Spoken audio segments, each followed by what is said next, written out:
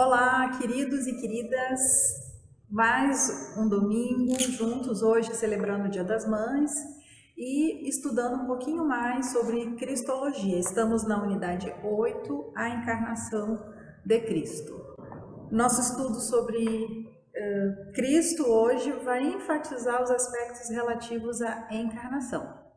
Vamos prestar bem atenção, nós estamos falando de encarnação. O nosso tema hoje é de encarnação. Encarnação diz respeito a se tornar carne. Não vamos confundir isso com reencarnação, porque isso não tem nada a ver com aquilo que nós cremos, né? Nós estamos falando então sobre encarnar, tornar-se carne. E quem se tornou carne, né? Então a gente vai voltar um pouquinho e vai lembrar da Trindade, Deus Pai, Filho e o Espírito Santo são um, né?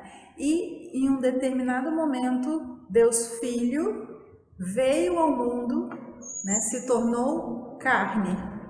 E o Verbo se fez carne e habitou entre nós. Então Jesus Cristo, Filho de Deus, veio a esse mundo e se tornou carne, se tornou homem como eu e você, com características específicas. Nós já estudamos um pouquinho nos domingos anteriores.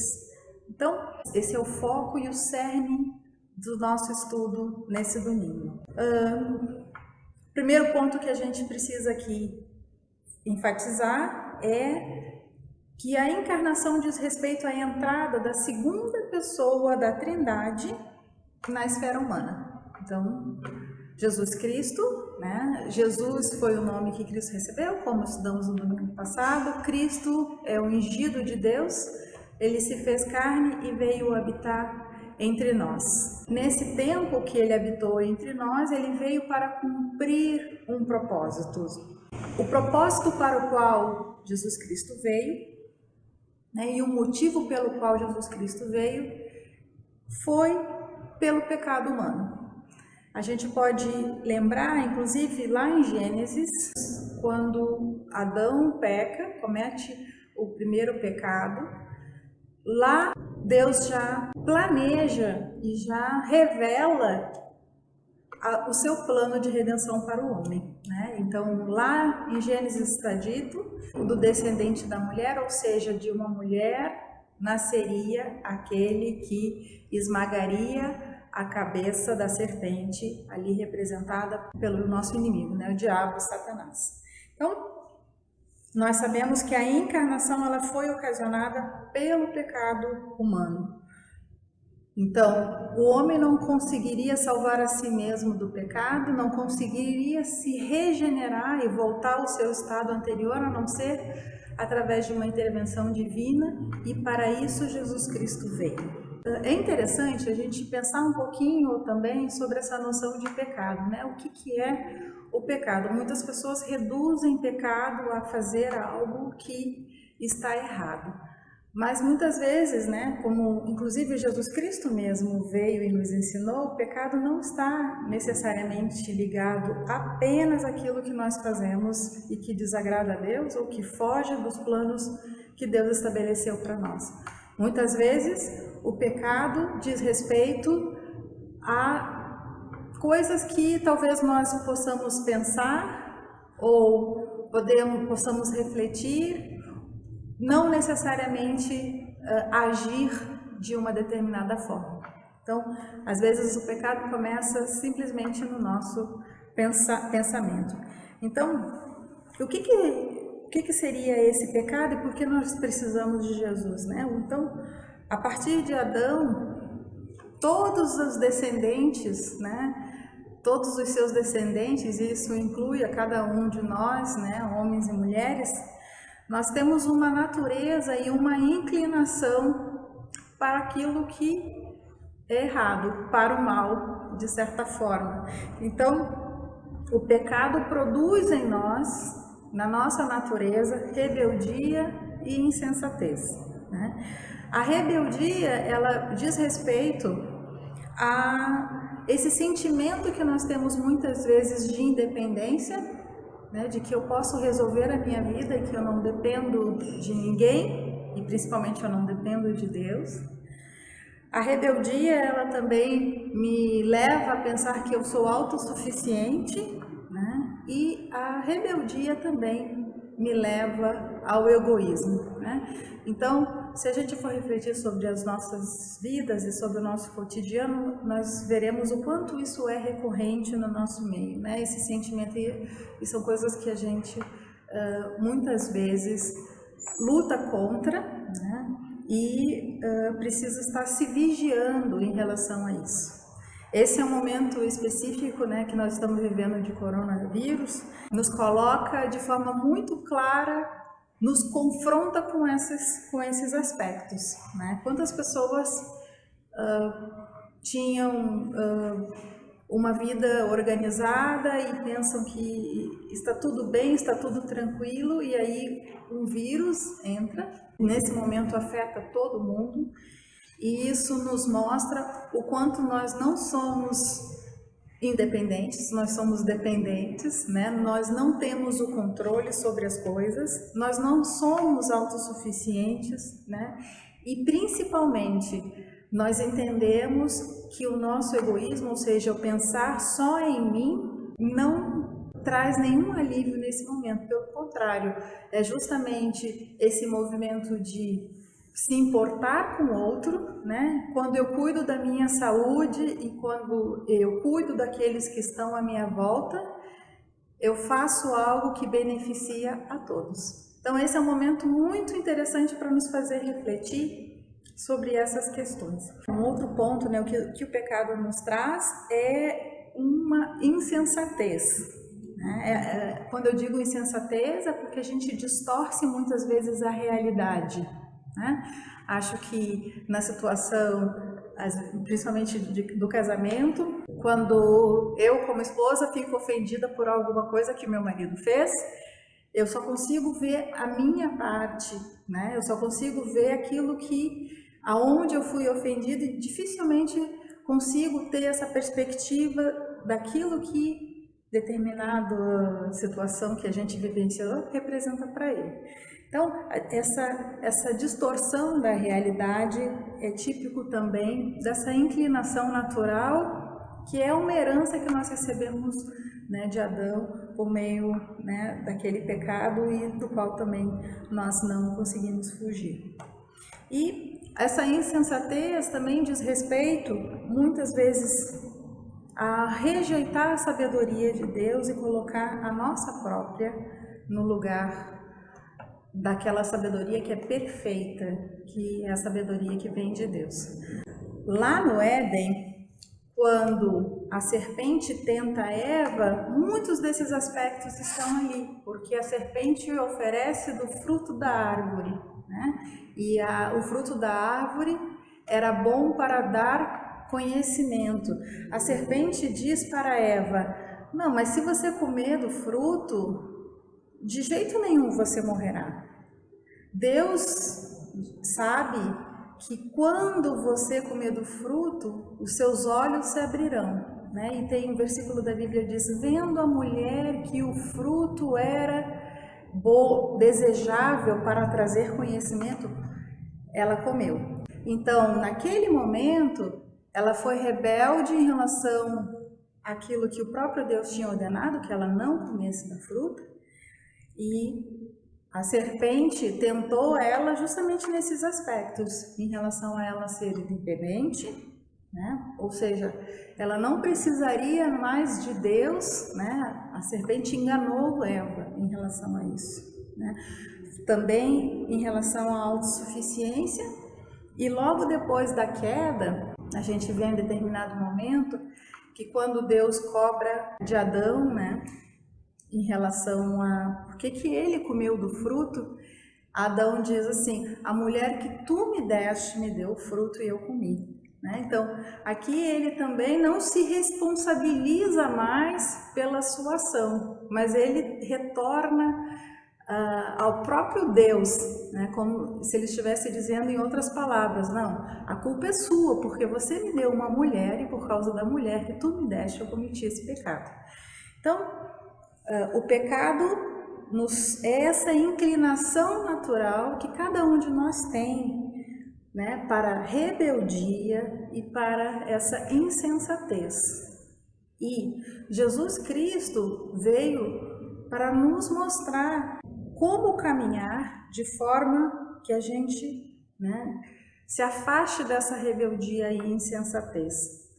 Durante o Antigo Testamento, né, como a gente vai ver no próximo ponto, né, várias vezes e durante muitos, né, ao longo do tempo, Deus utilizou homens, né, e em alguns momentos também mulheres, mas principalmente homens escolhidos para executar um plano de salvação. Esse plano de salvação se concretiza em Jesus Cristo. Por meio de Jesus Cristo, né, e porque ele foi homem, porque ele viveu como ser humano, porque ele se tornou carne e experimentou as mesmas coisas que cada um de nós experimenta, é porque Jesus Cristo viveu tudo o que nós vivemos, desde a sua concepção até o parto, cresceu, viveu todas as fases da vida e nunca, em momento nenhum, ele pecou contra Deus, mas ele foi obediente. A vida de Cristo, em momento nenhum, foi marcada pela rebeldia ou pela insensatez. Ele sempre e em tudo se submeteu a Deus, mesmo que isso fosse difícil, né? E a gente sabe, pelas próprias palavras de Jesus, que ele demonstrou que isso era difícil. Quando ele estava na cruz, ele disse: Pai, se fosse possível, passa de mim esse cálice, mas que não seja feita a minha vontade, mas a tua vontade. Então, Jesus Cristo experimentou, sim, ele foi tentado muitas vezes, né? Mas ele em momento nenhum agiu de forma pecaminosa, ou seja, não foi motivado nem pela rebeldia e nem pela insensatez. E porque ele deu esse exemplo e porque ele foi perfeito, ele se coloca como Salvador, né? E se oferece como resgate pelos pecados de todos nós e de toda a humanidade. A gente não deve esquecer, quando a gente fala sobre a questão da encarnação, que apesar de ser filho e apesar de ter se tornado carne, ele não deixou em momento nenhum de ser Deus. E o que a gente percebe também é que ele não mudou a sua natureza essencial, né? Então, ele já era a palavra de Deus. A gente lê lá em João, o verbo se fez carne, né? Então, ele não deixou de ser a palavra de Deus, ele continuou sendo a palavra de Deus.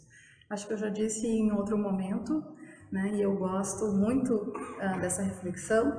Em Cristo, nós vemos Deus como Ele é e o ser humano como deveria ser, né? Então, Cristo veio e serviu de exemplo para nós, de como deveríamos ser, e Ele também nos mostrou com clareza a extensa e a perfeita manifestação de como Deus é. Okay? Podemos aprender sobre isso a partir de Cristo. Então, esse é o ponto 1. Vamos ao ponto 2. Bom, irmãos, vamos então ao segundo ponto da lição, falando aqui do nascimento virginal de Cristo, ou seja, a sua mãe virgem, sem relacionamento, sem ter tido uma relação sexual, acabou grávida, engravidou de Jesus Cristo, milagrosamente, e isso já tinha sido anunciado, profetizado já no Antigo Testamento. O profeta Isaías, no 7,14, Isaías 7,14, ele diz que uma virgem conceberá e dará à luz a um filho e chamará Emanuel, que significa Deus conosco. Esta passagem em particular ela dá muita polêmica, porque algumas pessoas acabaram pensando que descobriram, né, o óbvio que aqui Isaías ele não fala virgem, a palavra não significa virgem. A tradução correta, ou ao pé da letra, como a gente for chamar, seria a palavra chamada donzela. Ele não usa a palavra betulá, que significa virgem, ele fala alma, que é uma jovem donzela.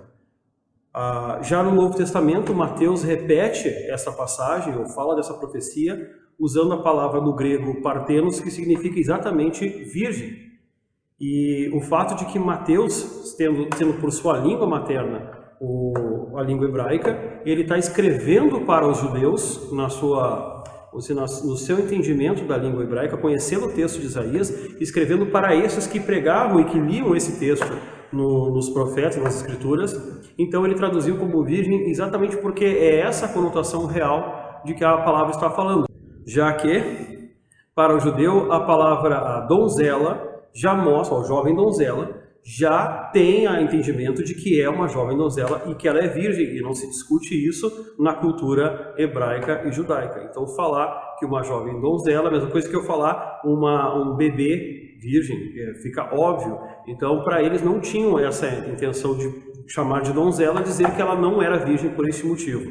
Até porque existia uma rigidez muito grande, e que vai ser falado mais adiante na lição, com relação ao casamento, onde a mulher precisava e o marido exigia que ela não tivesse tido nenhum intercurso sexual antes da primeira relação do casamento. Isso era muito forte, muito enraizado na cultura, então não poderia ser de outra forma. Essa jovem donzela que Isaías fala aqui não poderia deixar de ser virgem. Isaías 9, capítulo 9, versos 6 e 7, fala: porque um menino nos nasceu e um filho se nos deu, e o governo estaria sobre ele, e ele seria chamado de maravilhoso, conselheiro, Deus forte, Pai da eternidade e príncipe da paz. Mostrando aqui que havia autoridade sobre este menino, mas também falando que esse filho nasceu, esse menino nasceu. Ele não surgiu do nada, ele não foi formado do nada, ele nasceu, ele foi concebido dentro de uma mulher e teve que nascer, sair da barriga da sua mãe humana, porque esse Deus é um Deus, como já foi falado, que se fez carne, então ele habitou entre nós e ele viveu como nós. Ele nasceu, mas viveu entre nós. A única diferença é que ele nunca pecou em nenhum momento da sua vida. E este Jesus Cristo, o nosso Deus encarnado, ele nasceu de maneira normal, comum, como qualquer outro ser humano nasceu. Na parte C da lição, o profeta Miqueias, no capítulo 5, verso 2, fala de Belém. E tu, Belém Efrata, de ti sairá o que há de reinar em Israel, cujas origens são desde os tempos antigos, desde dias da eternidade. Deus sendo eterno, Deus sendo todo-poderoso e onisciente, já tinha esse evento já bem traçado desde o princípio dos tempos, desde a eternidade, ele tinha esse entendimento.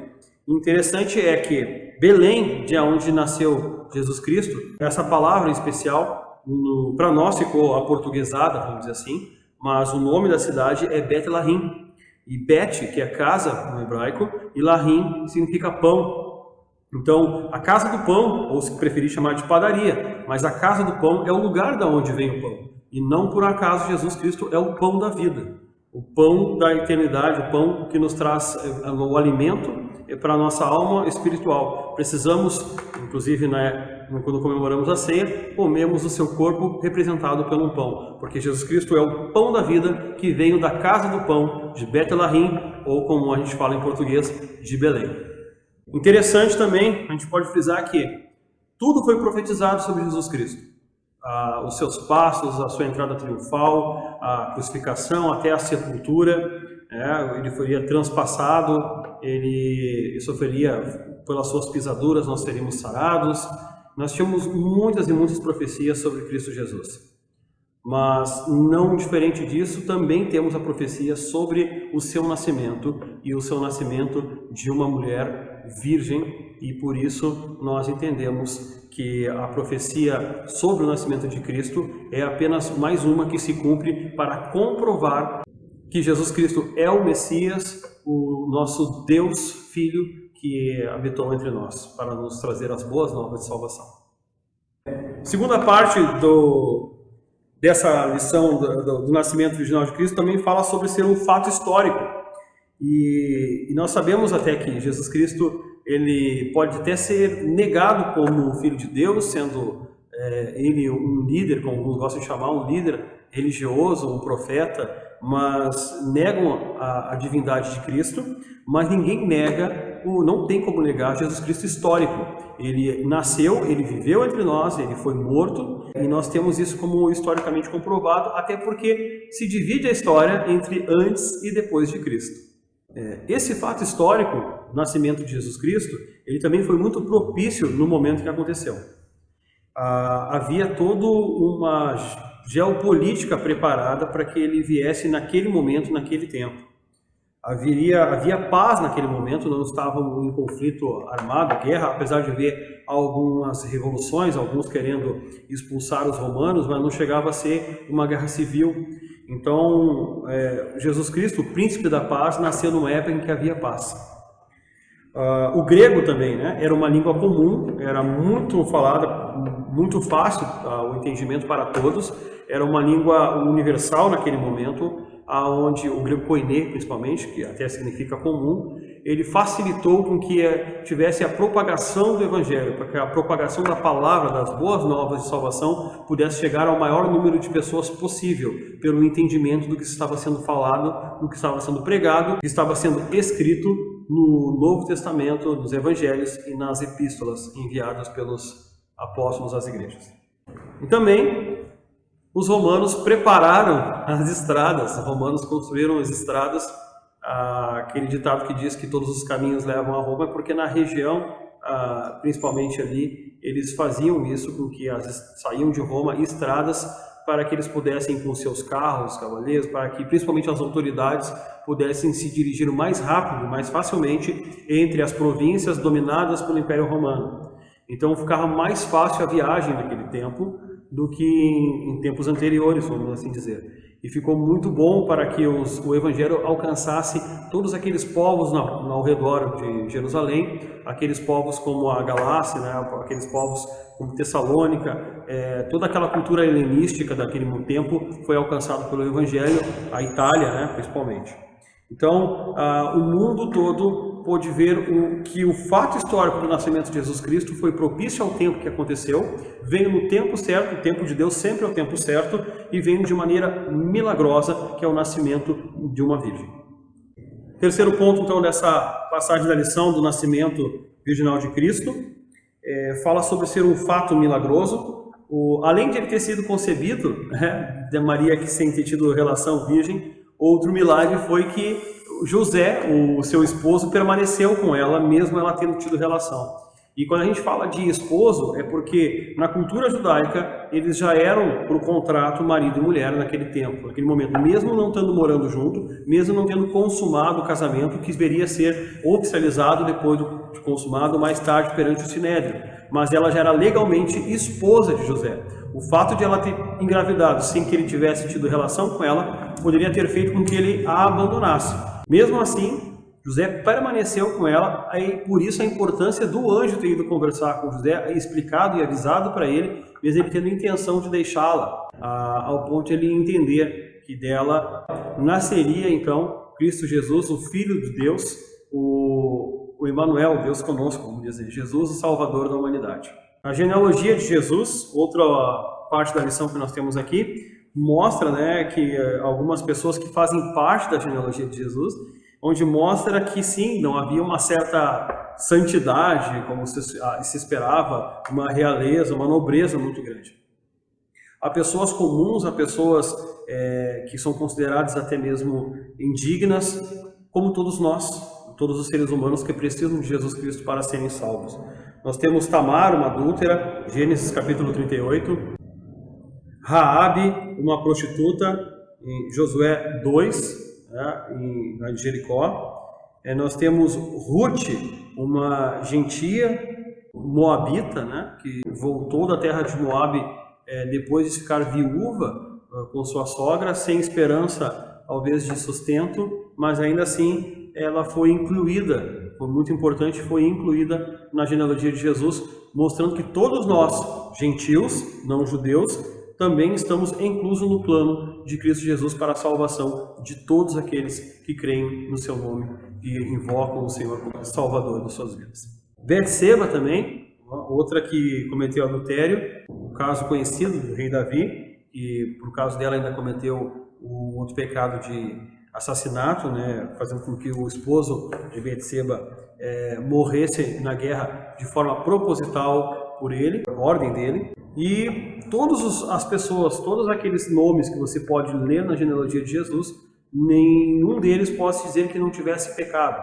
Inclusive, faz parte da genealogia de Jesus, Maria, é tão, por alguns assim, acreditada como se fosse alguém que não tivesse pecado, mas sabemos que todos precisamos da salvação. A Bíblia garante que todos nós pecamos, que todos nós estávamos destituídos da glória de Deus, precisávamos de Jesus Cristo para ser salvo, inclusive Maria.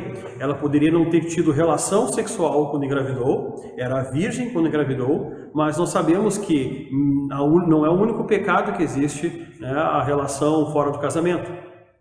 E existem muitos outros pecados que crianças que também são virgens cometem, como mentira e outros mais. Então, todos nós pecamos, todos nós tivemos pecados, toda a genealogia de Jesus também tem, todos nós precisamos de Jesus Cristo para ser salvo. A genealogia dele mostra que a inclusão de pessoas como eu e você, como nós, ou como alguns acham que são mais pecadores, o que não é a realidade, o que não existe esse termo, mas todos nós, sim, podemos e temos confiança de que Deus nos amou do jeito que nós somos. A quarta parte fala de um fato testemunhado pelas Escrituras. Conforme nós falamos no ponto 3, foi um fato milagroso o nascimento de Jesus, onde José manteve o casamento com Maria, mesmo ela tendo engravidado, que não por ele, avisado pelo anjo. Mas tudo isso foi um momento que aconteceu porque foi profetizado que assim seria. Essa passagem aqui, há muitos descrentes, inclusive, que falam que Maria engravidou de forma natural e que apenas mentiu para José e que ele acreditou em sua palavra. Mas a verdade é que se fosse apenas isso, que provasse que Jesus Cristo realmente é o Filho de Deus, seria muito fácil a gente ficar uma palavra contra a outra.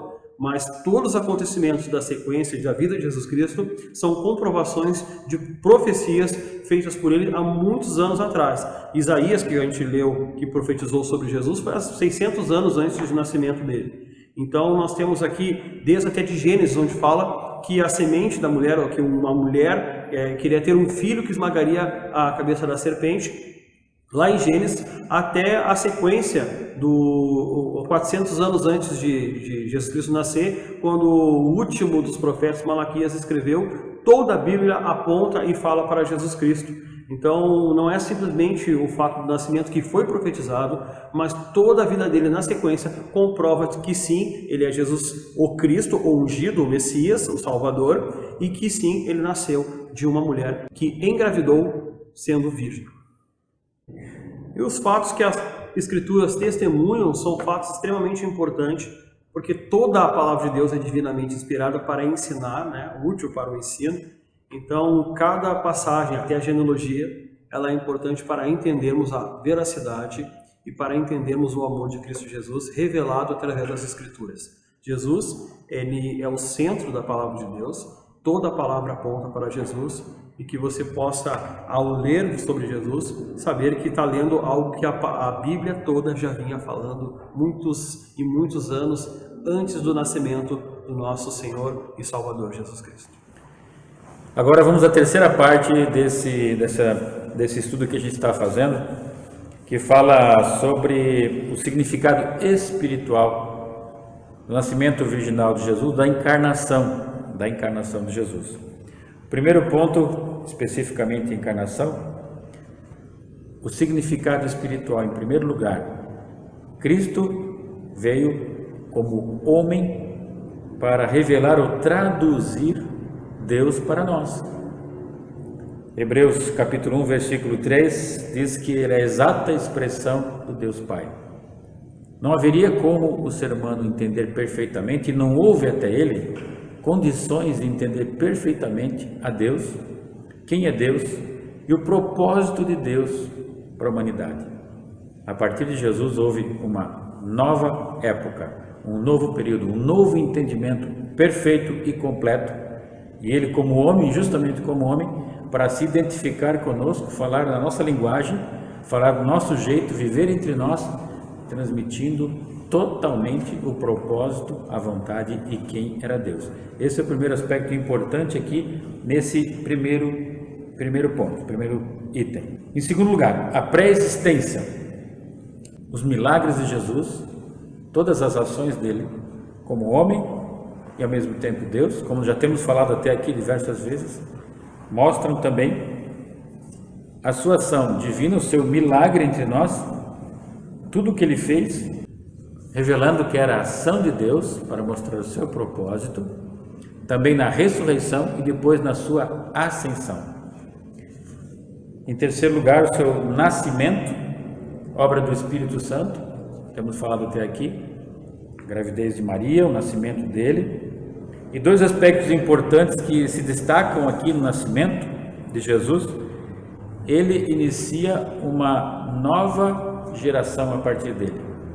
A partir do nascimento e da vinda de Jesus, a história muda, e o ser humano, porque ele inaugura uma nova criação, a partir da sua vinda, da sua presença entre nós. Ele, não sendo mais somente homem, mas sendo Deus, mostrando como o homem de fato deveria viver e ser. Como é o propósito de Deus para o ser humano, como pessoa, aqui na Terra, do jeito que Deus deseja que a gente seja. E o segundo aspecto aqui, a letra B, fala, como já mencionamos agora também, até agora nessa lição, não, vou repetir. O ponto B fala sobre um assunto que já temos falado, o problema do pecado, o problema que está em nós. Já temos repetido muitas vezes, mas na verdade é uma das ênfases bem importantes que a gente tem que dar. O significado espiritual da vinda de Jesus em função do maior problema da humanidade. O maior problema nosso é o pecado. Como a gente já mencionou, não a prática do pecado em si somente, mas sermos pecadores. Estar dentro do nosso ser, da nossa existência, da nossa genética. O pecado que habita em mim, como Jesus disse, que é do coração que brota. Então, a grande ação de Jesus como homem, mostrar ao ser humano como viver nessa realidade a partir de Deus, em função de ser pecador e buscar uma vida constantemente, pela ação do Espírito Santo, de vencer o poder do pecado que habita na pessoa. Nós não, pela conversão a Cristo, não deixamos de ser pecadores. Convivemos com o pecado, mas não mais sob o domínio do pecado, não mais sob o poder do pecado. E isso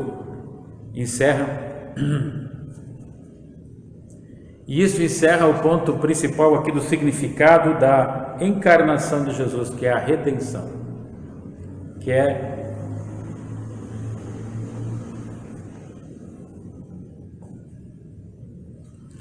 isso encerra esse ponto importantíssimo sobre o significado espiritual da encarnação. Ele assumindo o nosso lugar, a remissão dos nossos pecados. No momento que, como homem, ele assume totalmente a nossa pecaminosidade, e ele, sem pecado, vai até a cruz e paga todo o pecado, porque o pecado, o salário dele é a morte. Não há como o pecado não ser eliminado sim pela morte. Ou seja, quando Jesus opera na cruz, ele vence sobre o poder do pecado que está em nós, e justamente pela sua morte na cruz, hoje nós podemos vencer o poder do pecado que atua em nós. O significado mais importante aqui da encarnação é, de fato, a remissão dos pecados que Jesus proporcionou para nós. Com isso, nós encerramos esse nosso estudo de hoje, desejando que Deus esteja também abençoando a todos nós. Amém? Vamos orar? Senhor, nós queremos agradecer porque nesse estudo e os estudos que nós estamos fazendo da Cristologia reforçam de uma forma muito especial a presença, a ação e a misericórdia do Senhor para conosco. Muito obrigado que com o estudo de hoje nós podemos também observar quantos itens importantes mostram para nós o teu propósito em nossa vida, revelam o teu agir a partir da pessoa de Jesus. De uma forma especial, neste momento também, quero agradecer, Senhor, porque através do teu Filho Jesus, nós fomos redimidos. Através da pessoa do Senhor Jesus, o ser humano passa a entender quem ele é, qual o seu propósito e qual a vontade do Senhor. Muito obrigado por tudo isso que a gente pôde também aprender e que isso venha a se fixar em nosso coração e nossa mente e se tornar algo prático também para o nosso dia a dia. Por isso nós agradecemos e oramos em nome de Jesus. Amém.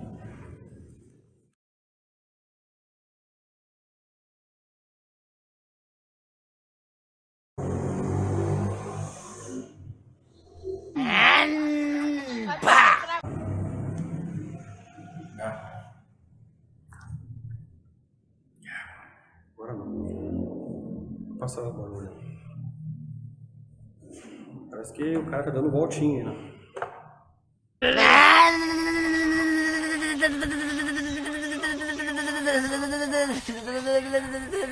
Revelando que era a ação de Deus para mostrar o seu propósito.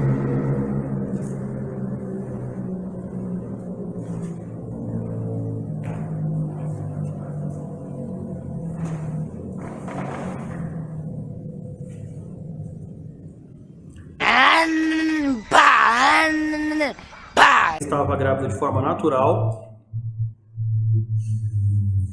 Ter carro.